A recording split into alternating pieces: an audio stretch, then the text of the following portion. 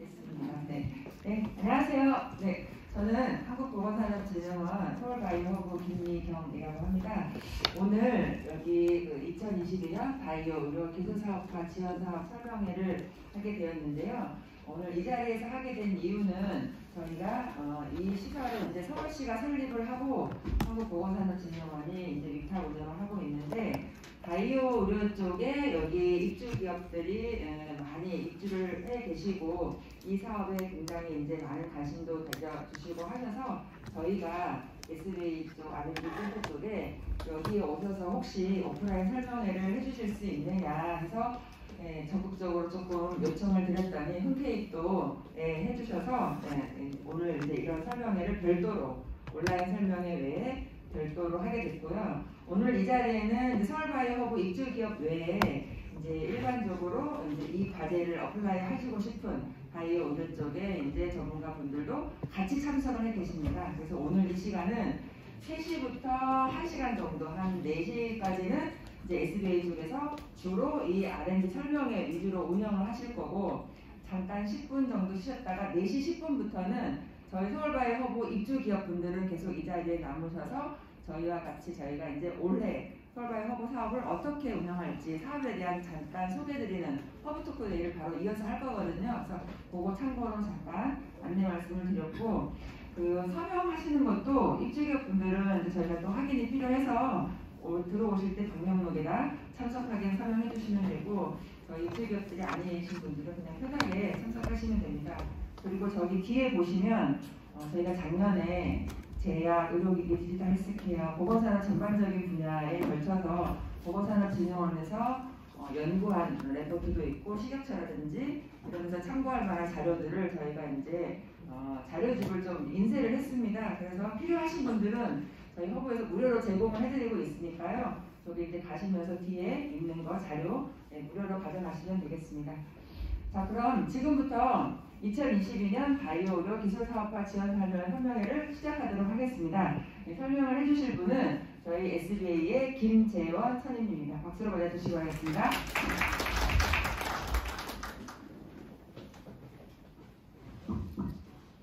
예, 안녕하세요. 저는 서울산업진흥원의 이제 R&D 사업팀의 이제 김재원 선임이라고 합니다.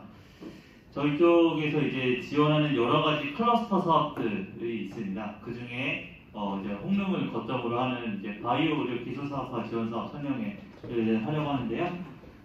저희 쪽에 이제 사업에 대해서 조금 말씀드리면, 저희 쪽 이제 2019년부터 이제 사업을 시작을 했고, 올해로 이제 횟수로 이제 4년차 되는 사업입니다. 실제로 첫 해 이제 선정된 분들이 2년 수행해서 과제까지 종료가 된 케이스가 이제 첫 해 나왔고요. 실제로 상장하신 분도 계시고 투자도 많이 받으신 분들도 계셔서 저희 이제 담당자 입장에서는 좀 뿌듯한 사업 중에 하나라고 생각합니다. 어느 정도 분도 오셨으니까 지금부터 시작하도록 하겠습니다. 저희 쪽 같은 경우는 사실 이제 서울 소재가 가장 중요하겠죠. 서울산업진흥원만큼 서울 소재 법인 중소기업 분들 대상으로 해서 기술 사업화를 지원하는 사업이라고 보시면 될 것 같습니다. 그 다음에 저희가 이제 총 사업비의 75%라는 부분을 지원한다고 되어 있는데요. 이 부분은 저희가 뒷단에 좀 더 설명을 상세하게 드리겠고요. 인건비는 현금 사업비의 70% 계산 가능, 이렇게 되어 있는 용어 자체도 사실은 현금 사업비가 뭐냐라고 이제 문의를 주시는 분들도 많으세요. 그래서 이것도 뒷단에 상세하게 설명 다시 드리도록 하겠습니다. 그리고 저희가 이제 기술료라는 거를 저희가 받게 되는데요. 기술료에 대한 부분도 뭔데? 라고 하는 부분도 같이 뒷단에서 설명을 드리도록 하겠습니다. 저희가 이렇게 개요를 이렇게 말씀을 드리는 이유는, 요거를 다 보시고 나서 나중에 설명의 자료를 요청해 주세요 할 때 요 세 개를 보시면 이게 이 내용이었구나 라는 거를 조금 이해하실 것 같아서 앞에다가 좀 빼서, 용어가 좀 어렵지만 설명을 좀 드렸고요. 그 다음부터 좀 상세하게 시작하도록 하겠습니다. 저희 쪽 사업 같은 경우는 사실 이제 서울에 여러 가지 거점 클러스터가 있습니다. 뭐 예를 들면 인공지능 같은 경우는 양재가 있고요. 여의도 같은 경우는 이제 핀테크 블록체인 쪽이 있는데, 저희 쪽은 이제 홍릉 쪽에 이제 클러스터를 사업을 삼아서 이제 바이오 허브와 같이 이제 진행하고 있는 사업이 이 기술 사업화, 바이오의 기술 사업화 지원 사업이고요. 이 지원 지원 대상이 정말 많이 문의하세요. 중소기업이 서울에 소재하고 있는 법인이어야 되는데, 뭐 예를 들면 지정 가능하신가요? 예, 지정 가능합니다. 그리고 뭐 기업부설연구소가 법인에 등기가 되어 있는데 가능한가요? 가능합니다. 근데 법인 등기부 등본에 서울에 없다. 그럼 죄송하지만 좀 지원이 어려울 것 같습니다. 이거는 기준 날짜는 접수 마감일인 5월 4일 기준입니다. 예, 5월 4일에 꼭 지점이나 아니면 본점이 서울에 소재를 하고 있으셔야 되고요. 요거 같은 경우는 사실 바이오브 입주기업분들이 워낙 많으셔서 해당이 다 되실 텐데 혹시나 설명에만 오시는 분들이 또 있으실 테니까 그런 분들께 좀 설명을 드렸습니다. 지원 사항도 좀 많이 물어보세요. 이거 1년의 사업 아니신가요? 네, 죄송하지만 2년의 사업입니다. 예, 2년의 사업이고요. 저희 쪽 사업 같은 경우는 이제 작년까지는 솔직히 5억이었는데 올해 이제 좀 더 많은 분들에게 지원을 드리고자 4억 원으로 좀 조정을 하고 대신에 좀 지원 기업들을 좀 늘리고자 노력을 하고 있었고요. R&D 작업 같은 경우는 이제 인건비, 시제품 제작비, 그리고 뭐 시험 인증비 같은 경우는 기술 개발에 대해서 사실상 바이오 의료 관련된 부분에서는 필수적인 분야이긴 하기 때문에 이 부분에 대해서 지원을 한다라고 보시면 될 것 같습니다. 그리고 참고사항도 이제 CG연금은 10% 이상 민간연금 부담, 이 부분도 뒤에서 설명 다시 드리겠습니다. 주관기관이라고 되어 있는데요. 아까 전에 말씀드렸던 것처럼 본점 또는 지점이 법인 등기부 등본상 명시가 되어야 됩니다. 가끔 종된 사업장이라고 이제 하죠. 이제 본점이 이제 서울 외 지역인데 거기서 이제 종된 사업장이 사업자 등록증이 있어서 그런 분들이 법인 등기부 등본상에 또 이제 서울에 계신 분들도 계시는데 그런 분들도 지원이 가능하냐 이렇게 물어보시는 이제 문의 주시는 기업분들이 계시는데 그런 것도 마찬가지로 이제 법인 등기부 등본상이 서울에 소재하기 때문에 가능하다라고 말씀을 드릴 수 있을 것 같고요. 그 다음에 협력기관 관련된 부분에 대해서 좀 많이 문의 주신 게 있으셔서 이 협력기관이 이제 산, 학, 연, 경이거든요. 이렇게 컨소시엄을 같이 구성해서 들어오셔야 되는데 산산이 안 돼요. 주관기관이 기업이고 협력기관이 기업인데 지원 가능하냐? 죄송하지만 여기는 해당되진 않습니다. 다른 사업은 해당이 되는 사업이 일부 있는데 저희 쪽에는 기업은 좀 어렵고요. 기업대학, 기업연구소, 기업병원. 기업병원 기업은 돼요. 죄송합니다. 기업학교 기업도 돼요. 근데 기업만은 구성하기 좀 어려우실 것 같습니다. 네, 그렇게만 보시면 될 것 같고 상세하게 좀 쪼개서 말씀을 드리면 사실 기업 같은 경우는 법인중소기업이라는 게 워낙 명시가 되어 있어서 따로 말씀이 없는데 간혹가다 카이스트나 유리스트 쪽에서 이제 합세해서 오실 수도 있잖아요. 그런 분들도 계시고 문의도 많이 주시는데 여기가 특별법으로 설립이 돼서 고등교육법에 해당되지 않는 산학형단이세요. 그래서 연구 자격으로 들어오시고 그 자격으로 신청하시면 될 것 같습니다. 그리고 병원도 가끔 이제 개인 병원으로 많이 문의 주시는데 저희는 이제 종합병원만 지원이 가능하십니다. 연구기관 같은 경우는 저희가 조항이 워낙 많고 해당되는 기관분들이 모호한 부분이 워낙 많다 보니까 그 부분에 대해서 기관이 가능하시냐는 부분은 저한테 만약에 뭐 전화번호 나중에 드릴 테니까 개인적으로 문의 주시거나 메일로 주시면 답변 드릴 수 있도록 하겠습니다. 지원 분야고요. 올해 좀 특이한 분야는 요 분야겠죠. 아무래도 요게 왜 붙었는데 라는 부분이 아마 들어갈 겁니다. 작년에는 여기가 이제 방역 쪽이었고요. 근데 이제 올해가 이제 뷰티 융합이라고 하는 분야로 뽑히게 되었습니다. 저희가 일반 분야가 있고 뷰티 융합 분야가 있는데 일반 분야는 19년에 있는 사업들과 크게 다르지 않습니다. 사실은. 그래서 의약품, 의료기기, 헬스케어, 그 다음에 CRO, CMO 쪽 이쪽으로 크게 4개 나뉘어져 있는데요. 뷰티 융합 분야 같은 경우는 저희 이제 시장님께서 2030년까지 이제 2030 서울에 이제 패션 뷰티 쪽에 대해서 강조를 하시는 만큼 이 분야에 대해서도 저희가 이제 별도로 신설을 해서 지원을 하게 되었습니다. 그래서 보통 이제 메디컬 에스테틱 쪽이라고 생각하시면 될 것 같습니다. 피부과, 안면 미용, 보형물, 체형 교정 이쪽 쪽이고요. 가끔 가다가 이제 뷰티 테크 쪽도 가능하냐? 예를 들면 뭐 AR, VR 써가지고 뭐 얼굴에 대한 피부에 대한 부분에 대한 추천 뭐 이런 부분도 문의 주시는데 그것도 시스템적으로는 가능하다고 볼 수 있을 것 같습니다. 그래서 이제 저희가 이제 3월에서 5월 4일까지입니다.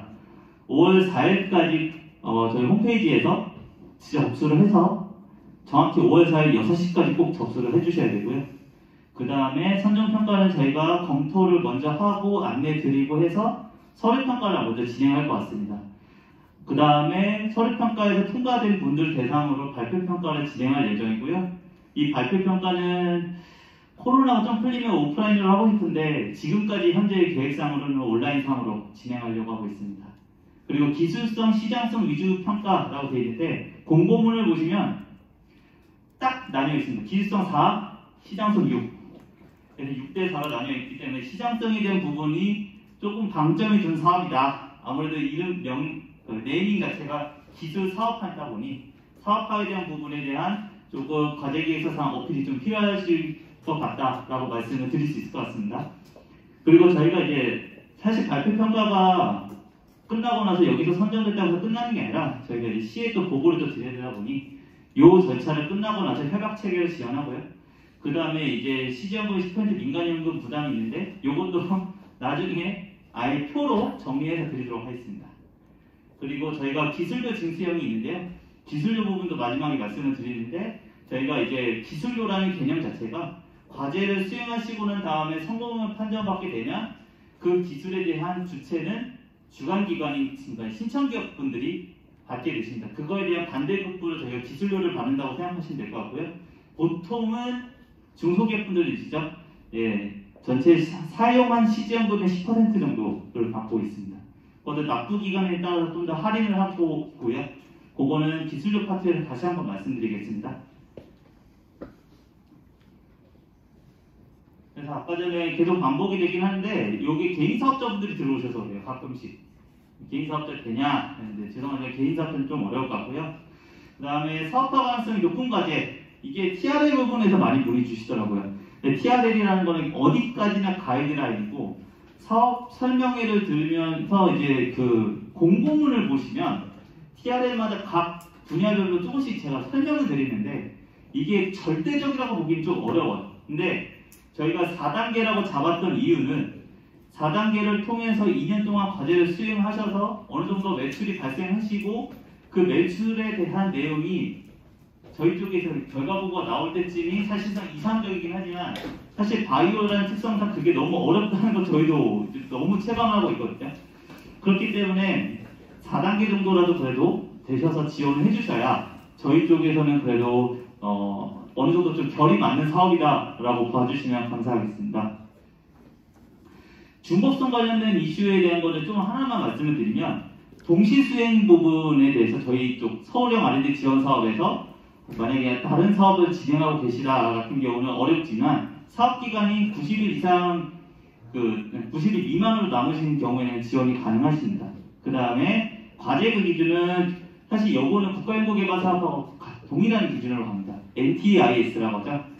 예, 국가과학 기술정보 서비스라는 그 서비스를 통해서 보통 이제 60점 기준으로 하잖아요. 저희 쪽에서도 그렇고 타 국가 전담 기관에서도 그렇고 그래서 요 동일의 과제 기준으로 동일하다고 내용이 나오게 되면 중복 수행은 불가하기 때문에 저희가 뭐 무조건 처음에는 뭐 안 됩니다 하고 잘하진 않고요. 소명자를 저희가 요청하게 되고 서류 평가 때 같이 평가를 하게 됩니다.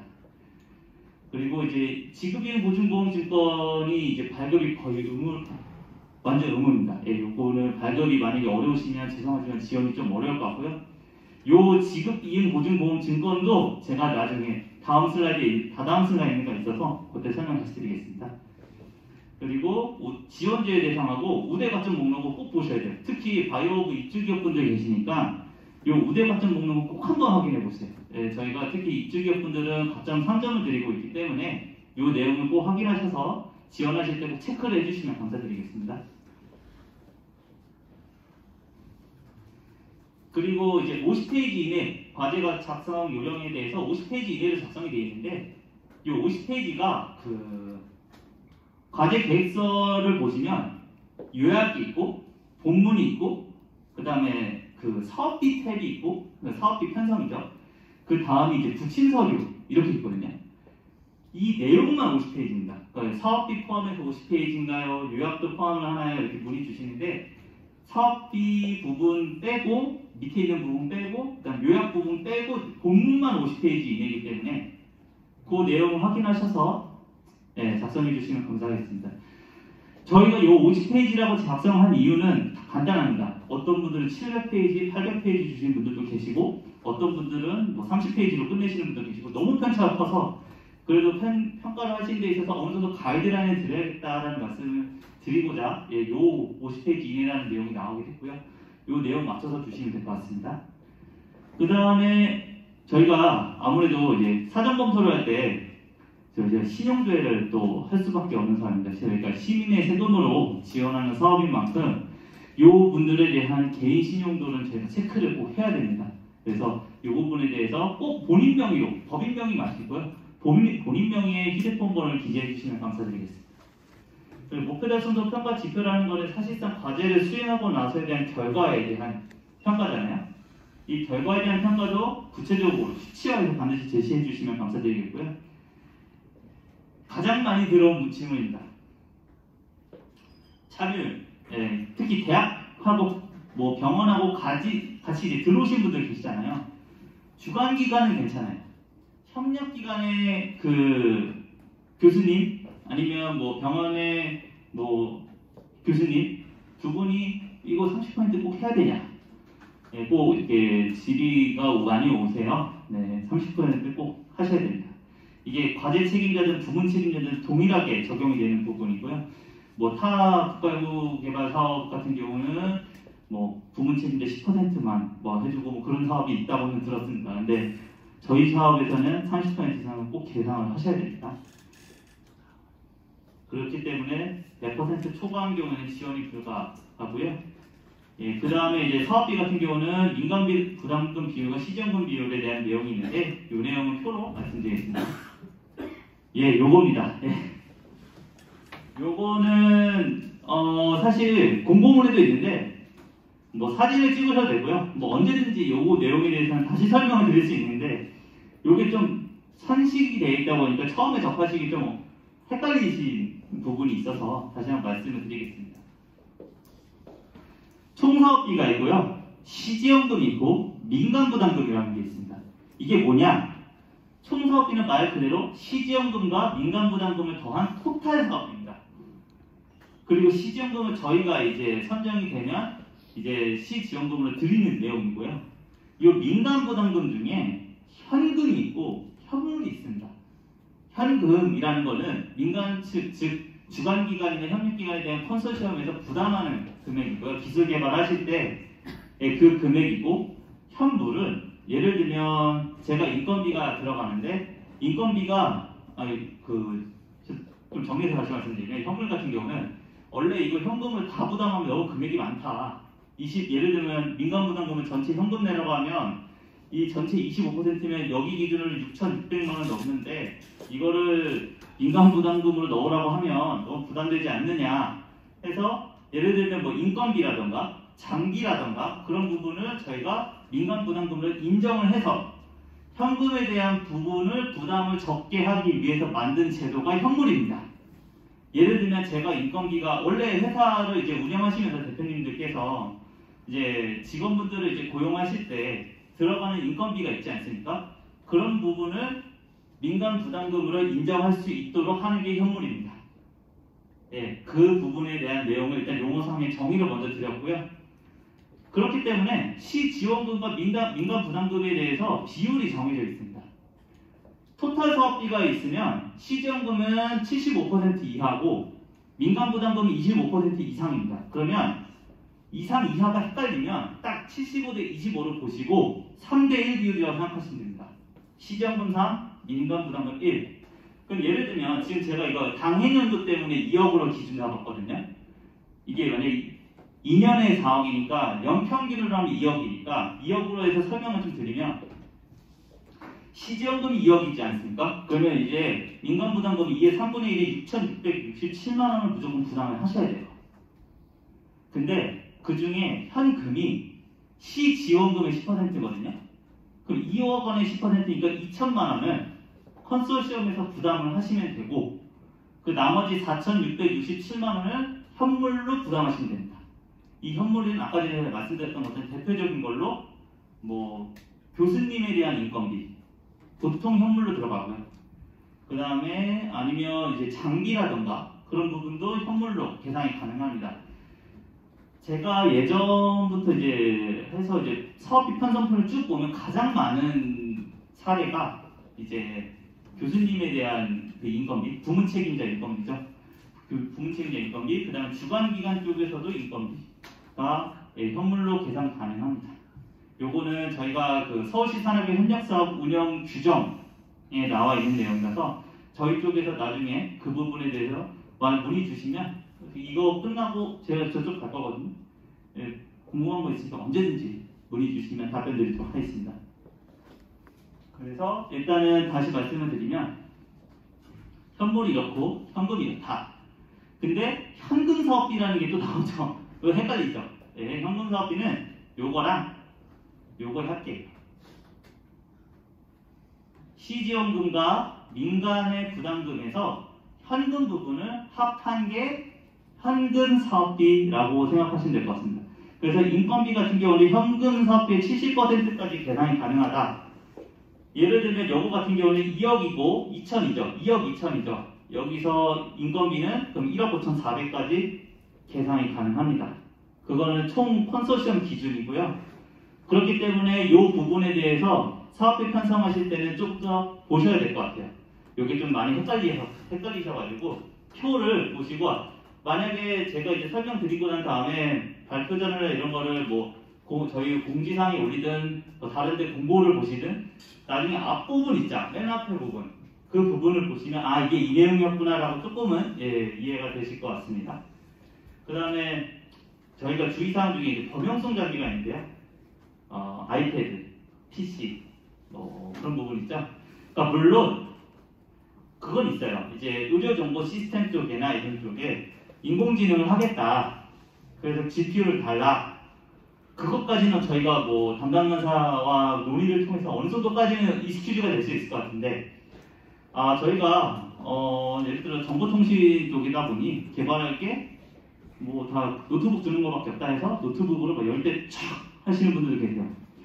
죄송하지만 그건 좀 어려울 것 같습니다. 네. 그래서 요 범용성 장비 같은 경우는 이제 저희가 연구 장비 재료비를 계산하게 되는데 이 내용은 구매가 거의 어렵다. 실질적으로 협약을 해도 조정이 될 가능성이 높다. 네, 그렇게 생각하시면 될 것 같고요. 이 빨간색 두 개 부분이 이제 지급이행 보증보험 증권과 회계정산 수수료인데 말만 들어도 어려워요. 요거는 제가 다음 페이지 좀 설명을 드리면 지급이행 보증보험 증권이 도대체 뭐냐부터 좀 말씀을 드릴게요. 이게 기업 중에서 저희가 이제 선정이 되시면 저희가 시지원금을 드리잖아요. 근데 이제 그러시지 말으셔야겠지만 뭐 과제를 실패했다던가 폐업을 하셨다던가 그럴 때 저희 쪽에서 시지원금을 환수를 하게 돼요. 가능성이 매우 적어요. 근데 이제 그럴 가능성이 있기 때문에 그런 부분에 대해서 환수를 할 때 기업분들께서 못 내시겠다라는 경우가 왕왕 있고 그러다 보니까 저희가 이제 시지원금에 대한 환수를 하기 위해서 미리 보험가입을 요청을 해요. 협약하기 전에. 그게 지급 이행보증보험 증권입니다. 근데 이게 너무 달라요. 기업분들의 신용도라든가 대표님의 신용도라든가 시지원금이 무조건 4억이라는 보장이 또 없잖아요. 그렇기 때문에 그 부분 때문에 천차만별이라서 저희가 이제 좀 보통 문의를 하실 거면 여기다가 보통 많이 문의하세요. 특정 기관을 말씀을 드리는 게 좀 그렇긴 한데 오프라인이니까 말씀드리겠습니다. 여기가 대부분입니다. 네. 여기서 이제 발급을 받으시고 근데 여기가 매번 좀 약간 좀 비슷하게 문의가 들어오니까 좀 차갑게 하시는 분들도 계세요. 뭐 100%는 아니고 가끔 이제 그러시는 분들이 계시는데 너무 어렵다. 이거 계속 문의 들어오는데 이거 발급 받아봐야 한다. 뭐 이런 식으로 얘기하시는 거면 100만 원 내로 그냥 잡아주시면 될 것 같습니다. 요거는. 예, 크게 다르진 않을 것 같긴 한데 이게 워낙 천차만별이다 보니까 저희 쪽에서도 대략 예산을 어떻게 잡아야 되냐라고 문의를 주시면 요렇게 예, 말씀을 드려야 될 것 같습니다. 예, 그리고 두 번째로 회계정산 수수료 부분인데요. 이건 뭐냐? 이제 사업비를 쓰시면 사업비에 대한 정산을 하셔야 되잖아요. 이 정산을 회계법인 쪽에 이제 제출을 하셔야 되니까 그에 대한 비용이라고 생각하시면 됩니다. 그래서 요게 지금 이제 총사업비 규모에 따라 달라져가지고 저희가 시지연금은 4억이지만 이제 총 사업비 같은 경우는 민간 부담금까지 합쳐지기 때문에 4억 기준으로는 5억 원이 넘어가서 대략 110만 원 정도 듭니다. 근데 이거는 부가세가 포함되기 때문에 저희는 공급가입만 지원하기 때문에 부가세는 빼고 계산하셔야 됩니다. 11분의 10 예, 계산하셔야 됩니다. 왜냐하면 제가 이거를 요런 거 같은 경우는 이제 계산이 좀 어려워가지고 예, 그래서 저희가 부가세를 포함한 금액으로 일단 드렸고요. 그 다음에 협력기간이 1개면 10% 가산, 2개 이상이면 각각 하나 추가할 때마다 5%씩 가산, 2개면 15%겠죠? 예, 그렇게 가산된다고 보시면 될 것 같습니다. 여기 좀 잘 안 보이실 텐데 저도 요걸 올리고 나서 좀 후회했습니다. 그래서 이제 우대각정 목록인데 바이오오브 입주기업분들이 많으셔서 보시면 저희가 실제로 3점을 지급하고 있고요.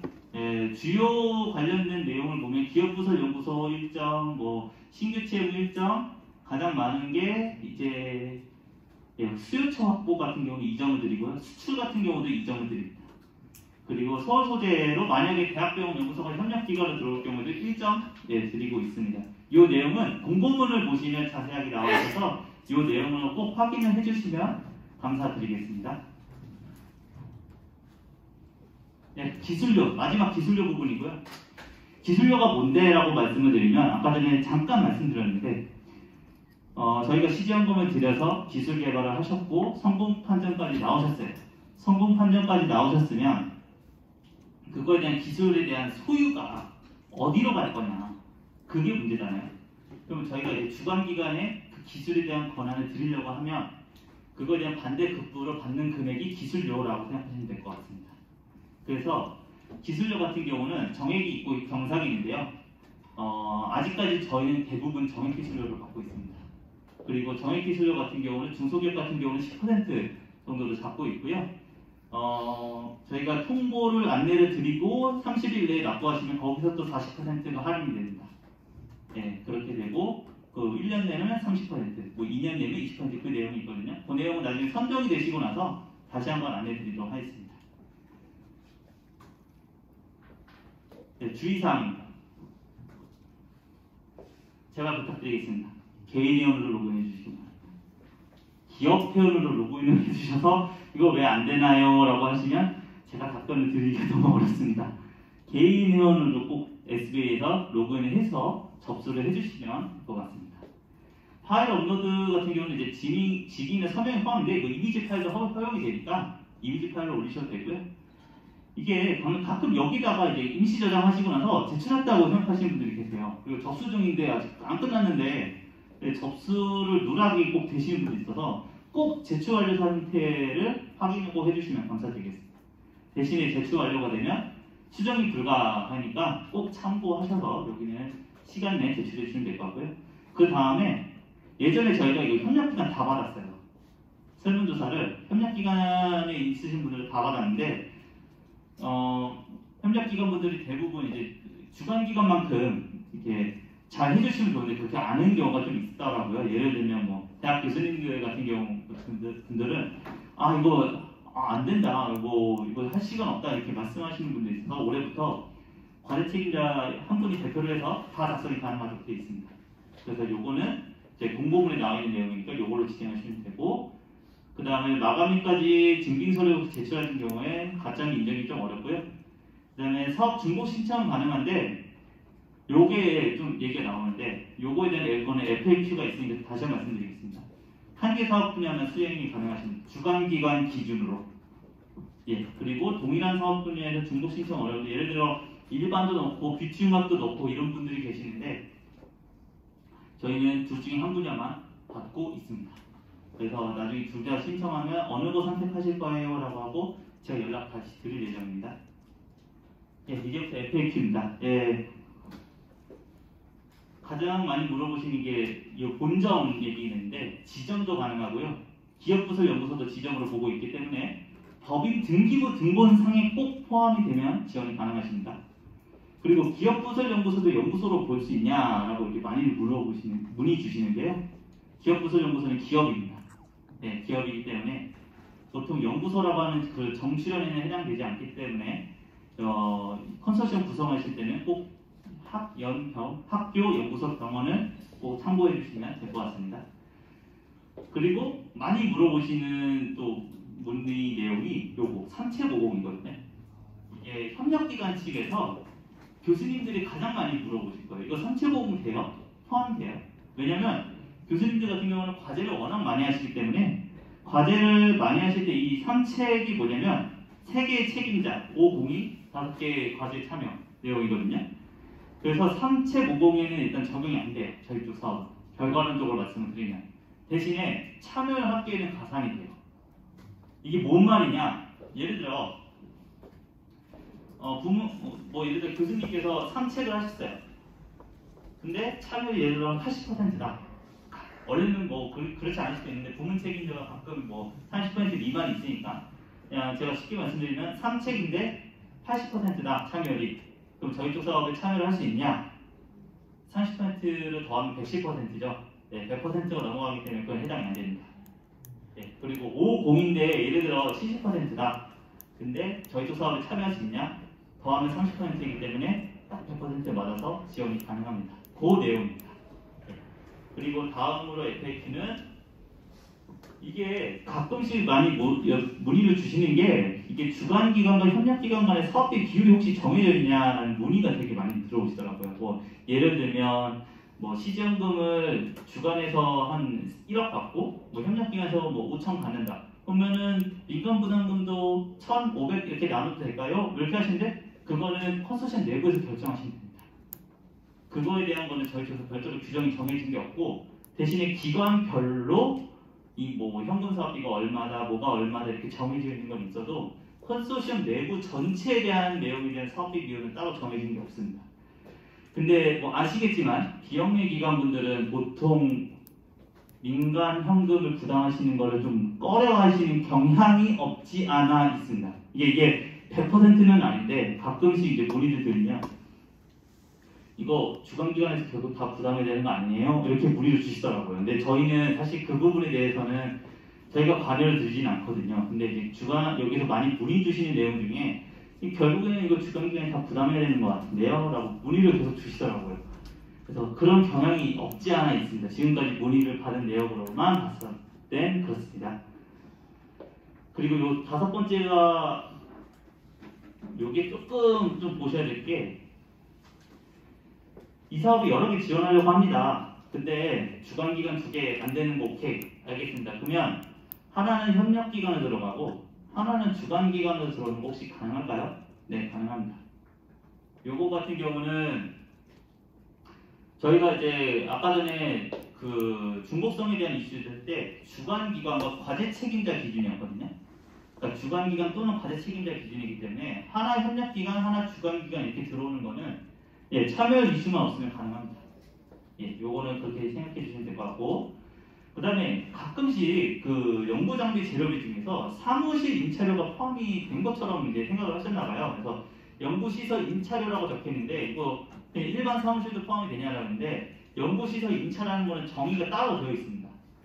이게 특수 환경을 조성하거나 특수 지역에서 이동할 수 있는 설비를 갖춘 연구시설이 따로 정의가 되어 있기 때문에 그 시설만 연구장비 재료로 임차를 하시는 건 가능합니다. 이 정도로 이제 FAQ 정도까지 마치겠고요. 저희 홈페이지 서울.rlbc.kr이 저희 쪽 홈페이지인데 여기 보시면 이제 저희 쪽 사업 공고문이나 아니면 과제 계획서나 그런 내용은 다 포함을 되어 있기 때문에 그 내용을 꼭 들어가셔서 보시면 될 것 같고 그 다음에 제 연락처는 0222-3839고 예, 그리고 저희 메일 주소도 있으니까 요게 보이지 않으셔도 저희 공고 홈페이지 보시면 제 번호나 주소는 다 나와 있거든요. 언제든지 문의 주시면 예, 제가 될 수 있는 한 최대한 다 답변을 드리도록 하고 오늘 원래 4시까지 예정돼 있거든요. 일단 4시까지는 공개적으로 질의를 받고요. 그 다음에 제가 저쪽에 가서 질의를 좀 추가로 받으려고 하니까요. 편하실 때 예, 질의를 해주시면 감사드리겠습니다. 우선 발표는 마치겠습니다. 네, 질의 있으신 분 언제든지 말씀해 주십시오. 네. 휴교 기간이 있는데 과제 계획서 쓸 때 보니까 과제 계획서를 쓰다 보니까 휴교 기간만 적혀 있고 솔직히 위탁 기간도 적으려고 합니다. 시작품 제작부 같은 거는. 근데 위탁 기간을 적을 수 있는 내용 항목이 없더라고요. 아, 네. 그래서 그건 어떻게 이제 위탁 기간을 그 시작품 제작비라든지 이런 거 할 때 불필요한 건지 아니면 적어야 되는 건지. 저희가 컨소시엄에는 위탁 기간이라는 용어는 사실 없습니다. 네. 정확히. 근데 이제 위탁을 하고 싶으신 거잖아요. 결국에 시제품이나 시작품을 할 때는 위탁을 맡기셔야 되니까 그 주간 기간에 연구 그 사업비 표를 전체를 보시면 제가 요거 보고 말씀드릴게요. 제가 그냥 제 손가락으로만 해서는 설명이 어려울 것 같아서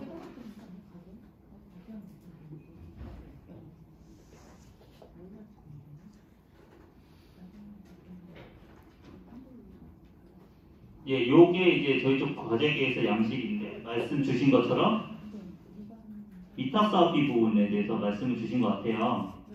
요걸 보고 말씀드리면 되겠다. 예, 직접비에서 위탁 사업비라고 되어 있습니다. 여기서 이제 주간 기간에서 이제 뭐 보통 대부분 주간 기간에서 위탁을 맡기니까 요 위탁을 여기다 시작품 제작한다고 여기서 사업비를 태우시면 됩니다. 그럼 위탁 기간의 인적 사항이나 이런 것들은 적을 필요가 없는 거죠? 그거는 나중에 사업비 쓰실 때 증빙 자료를 할 때 올리시면 돼요. 그러니까 보통 증빙 자료 할 때 말씀하셨던 위탁 사업에 대한 내역이라던가 그 다음에 뭐 세금 계산서라던가 그런 내용이 들어가잖아요. 거기 때 태우시면 됩니다. 그럼 지금 이 위탁 시작품 제작비 의약품을 임상 시험용 의약품 만드는데 예. 이미 선정이 돼 있어요. 계약을 했어요. 아, 예. 그러면 이게 지금 이제 과제는 9월달 시작할 거고. 네네. 그러면 그것도 포함이 되는 건지. 그게 9월달에 시행을 해서 사업비를 9월달에 집행을 하신 거면 가능하죠. 그러면 일부 계약금 나오고 나머지 계약금은 써도 되는 건지. 근데 그게 시작일이 만약에 지금이다 하면 이미 계약을 시작을 지금으로 가야 되기 때문에 그 내용은 불인정이 소지가 있습니다. 그러니까 시작 자체를 계약 자체를 9월부터 시작을 한다고 하면 모르겠는데 그 이전 거로 있는 거는 그냥 그대로 가는 거는 저희 쪽 사업에 대한 개발에 대한 결과물로 나온다고 보기가 어려운 부분이 있어서 시작을 만약에 하신다고 하면 사업기간이 9월 1일부터라고 나와 있잖아요. 그때부터 시작을 하신다고 하면 저희 쪽 개발을 볼 수 있는데 그 외에는 좀 어려울 것 같습니다. 5월 1일부터 5월 1일이 어려울 것 같습니다. 그러니까 정확히는 전이 어렵고 후는 상관없습니다. 10월에 하시든 11월에 하시든 그거는 괜찮습니다. 그리고 또 이제 아까 가산점 쪽에 여기 신규 채용 시점이 예. 5월 1일부터 기준인 건지 과제 시행하는 게 맞나요? 요거 말씀하시는 거죠? 신규 채용 부분. 요거 말씀하시는 거죠? 네. 예, 3개월 이전이니까 5월 1일 기준이 5월 4일. 예, 5월 4일부터 이 3개월 이전이니까 2월 5일부터겠죠. 그때까지 신규 채용했다라고 하고 그게 4대 보험증에 내용이 나와 있으면 제가 그걸 인정하고 가점을 드립니다. 그리고 좀 하나만 예. 총 과제비가 예를 들면 같은 임상 시험은 워낙 비용이 비싸니까 4억 정도를 받지만 예. 나중에 전산할 때 예를 들면 과제가 시험 기술력 진수라든지 이런 거 할 때 실제로 시 자체에서 사업 받았지만 토탈 비용은 10억이 들어간 거예요. 근데 그 기술력 진수는 모든 계산할 때 10억 기준으로 하는 건지 지자체에서 받은 돈만 기준으로 하는지. 정확한 기준은 사용하신 시지원금 기준입니다. 4억 원에 대해서 예를 들어 3억 5천만 쓰셨다면 3억 5천의 10%라고 보시면 될 것 같습니다. 예, 추가적으로 질의 있으신 위원님, 예, 의원 계시면 말씀해 주시기 감사하겠습니다. 네, 말씀하시죠.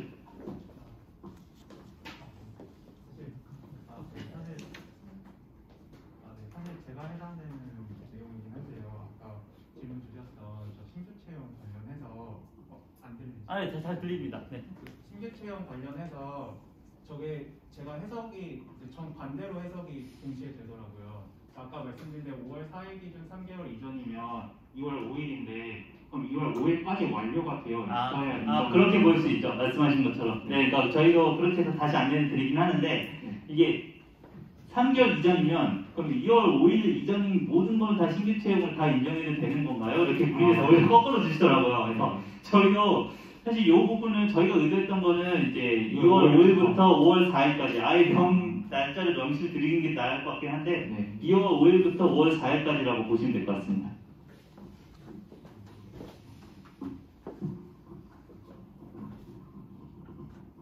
예. 전에 계획서 보면은 수요 기업 평가나 적합성 테스트 결과를 이렇게 쓰는 란이 있더라고요. 예. 네, 그런 평가나 이제 테스트를 하는 기관을 이제 컨소시엄 안에 있는 병원이나 이렇게 해도 되는지. 네, 뭐 가능합니다. 그 정도에 가능합니다. 네. 알겠습니다.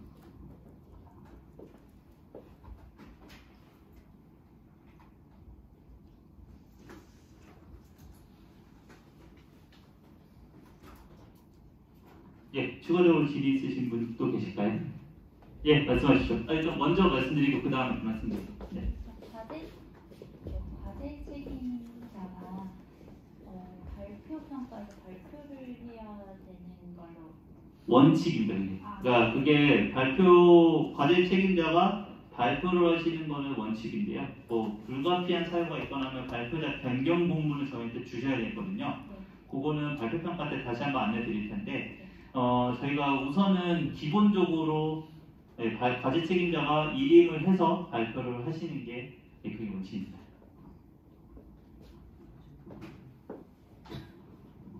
제가 물어보려고 똑같은 걸 물어보셔가지고 네.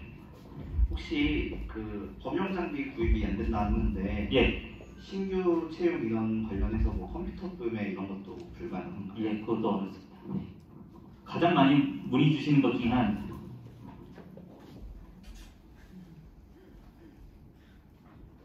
예. 그 발표 평가 관련해서 질문드리고 싶은데요. 그 과제 책임자 발표를 하잖아요. 예. 그 평가위원들이 하는 질문에 질의응답에 혹시 답변하는 다른 다른 분들 기술자가 동석하는 건 괜찮은가요? 그것까지는 괜찮습니다. 그러니까 질의는 이제 다른 분들이 뭐 예를 들어 뭐 기술적으로 실무자가 계신다, 그분이 답변이 좀 더 수월하시다라고 하시면 그것까지는 저희가 같이 받고 있습니다. 네. 네. 과제 책임자는 주간 기업 과제 책임자는 주간 기업 소속이어야 되는. 네, 무조건 주관기관 소속이셔야 됩니다. 네, 꼭 대표이사여야 되는 건 아니에요. 네, 대표이사이실 필요는 없으시고 연구소장급은 되셔야 됩니다. 네. 최대 가산이 5점밖에 최대가 5점입니다. 네, 최대 5점입니다. 더 이상 안 되는 거죠. 아무리 예. 그러면 사실 그 가점이 모든 걸 다 해결을 해버리기 때문에 저희가 가점이라는 거는 사실상 뭐 비슷한 과제라고 하면 가점을 통해서 선정하는 내용이라고 보시면 되지 그거를 전체를 다 바꾸기는 죄송한데 좀 어려울 것 같습니다.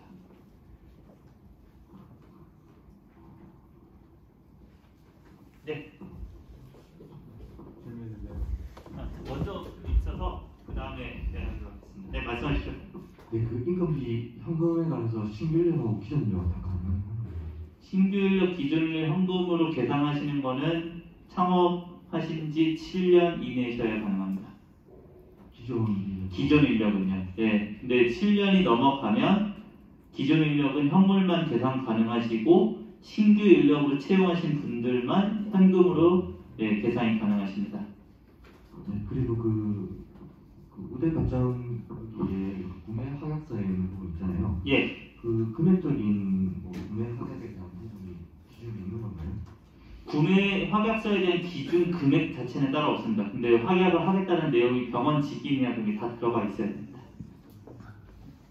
그 코로나 관련된 그 매출 감소도 그 금액적인 기준이 있는 거예요? 사실 그게 저희가 금액을 넣어버리면 오히려 그것 때문에 컴플레인이 더 많이 들어오기 때문에 저희 쪽에서는 내용을 봤을 때 피해에 대한 내용이 명확한 사유가 있으시면 가점으로 인정을 드리는 편입니다. 네, 감사합니다. 네. 저희는 소프트웨어를 개발하고 있는데 예. 거기서 보면 이제 그 신청서 안에 이제 기준이 있잖아요. 네. 그건 어떻게 기재하면 좋을까요? 다시 한 번 말씀해 주시죠. 저희 소프트웨어를 개발하고 있는데 네. 거기 신청서 안에 보면 이제 무슨 평가 기준 있잖아요. 합격 기준 뭐 네. 그런 거는 어떤 식으로 대부분 이제 기재를 하는지 소프트웨어 쪽은. 소프트웨어 쪽이라고 하시면 의료정보 시스템 쪽 말씀하시는 건가요? 저는 그 인지 예방 프로그램을 개발하고 있습니다. 여기서 말씀하시는 거면 인지 예방. 그러니까 일단은 그것도 결국에는 동일한 내용으로 가야 될 것 같아요. 그러니까 기술성 40에 사업성 60인데 그 내용에 대해서 사업성에 대한 부분에 대해서 방점이 적혀 있긴 하거든요. 근데 지금 말씀드린 것처럼 요게 가점에 대한 항목이 사실 여기 공고문에 적혀 있긴 해요. 네, 그래서 사실 예 여기 위에 부분에 기술성 평가에 대한 내용이 들어있고 시장성 평가에 대한 내용이 들어가 있거든요. 이 내용으로 동일하게 평가를 진행하게 되거든요. 네, 그래서 그 내용 보고 판단하시면 될 것 같습니다. 아니 다시 말씀드리겠습니다. 네네.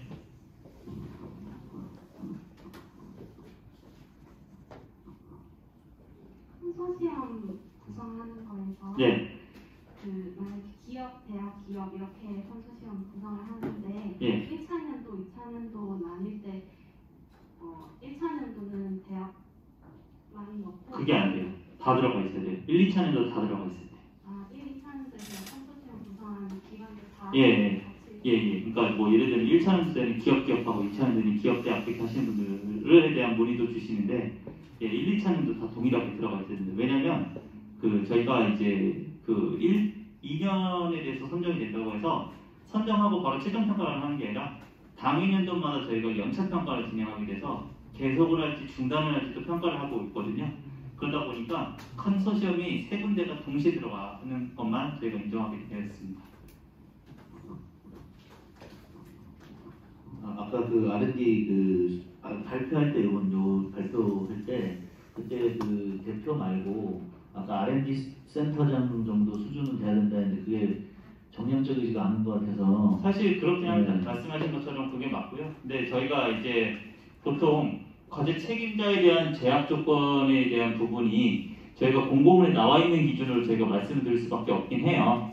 예, 그게 말씀하신 것처럼 기업에 대한 조건 자체가 워낙 다 다르다 보니까 저희가 이제 부문 과제 책임자에 대한 자격에 대해서 뭐 대표자, 연구소장 등을 원칙으로 하대라고 되어 있고 해당 분야의 기술 개발 수행 능력과 경험을 갖춘다라고 될 수밖에 없는 게 기업에 대한 내용이 워낙 천차만별하기 때문에 이거 될까 이것도 안 될까라고 기준을 딱 잡는 순간 컴플레인이 들을 수밖에 없는 부분이라 저희가 좀 약간은 그러다가 좀 말씀을 드렸습니다. 뭐 예를 들어서 뭐 이사급이나 이런 분들은 발표해도 상관이 문제 없습니다. 기술적으로 일단은 예.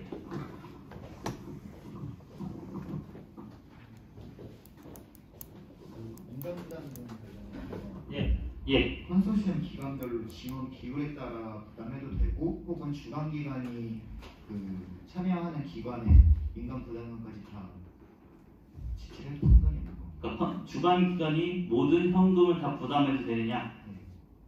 네, 가능합니다. 그것도 가능. 네. 따로 이제 분리해서도 가능. 예, 분리도 가능합니다. 네.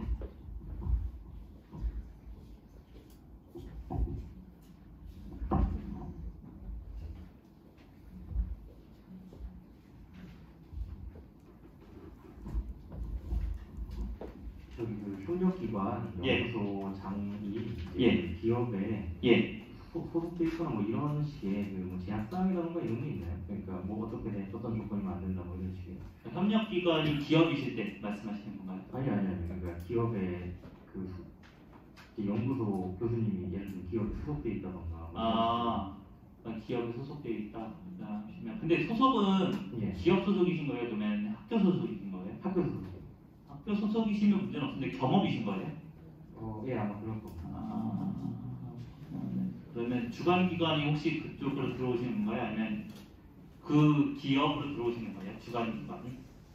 확실하진 않은데 주간 기간 따로 데이트에 경험을 한 거예요. 그러니까 주간 기관이 A 기업이고 예. 지금 말씀하시는 그 교수님께서 부문 책임자 들어오신다고 했는데 예. 그게 이제 B라고 하시면 예. 혹시 예. B에 그 겸직하신 게 A신지 아니면 또 다른 C인지 그걸 여쭤봐요. A 쪽이요. 아 그럼 A, B가 그럼 특수관계일 수밖에 없지 않을까요? 그렇죠. 그러면 안 되는 거죠. 근데 저희가 그거를 뭐 사실 안 된다라고 말씀드릴 수는 없어요. 왜냐하면 그게 특수관계이긴 한데 그 내용 자체에 대해서 사업비 집행만 명백하게 하신다고 하면 저희가 뭐 못 들어온다라고 하는 규정은 사실 없습니다. 예.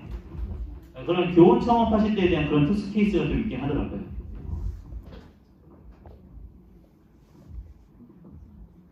예.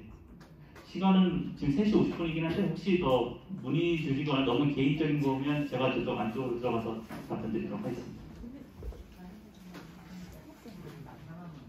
예.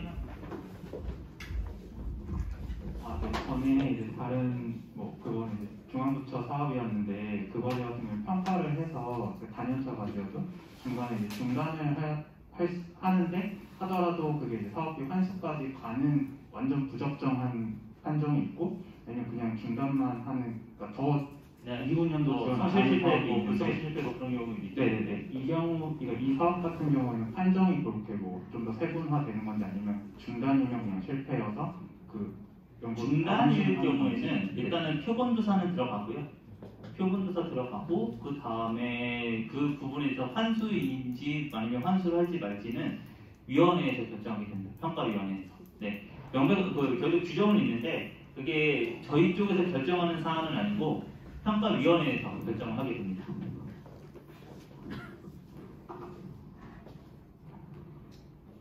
네, 거의 질의는 다 마무리된 것 같은데 또 개인적으로 혹시 문의가 있으시면 제가 저쪽에서 좀 있을 테니까 그때 언제든지 문의 주시면 감사드리겠습니다. 네, 지금 발표해 주신 저희 김재현 선생님께 감사의 박수 부탁드리겠습니다.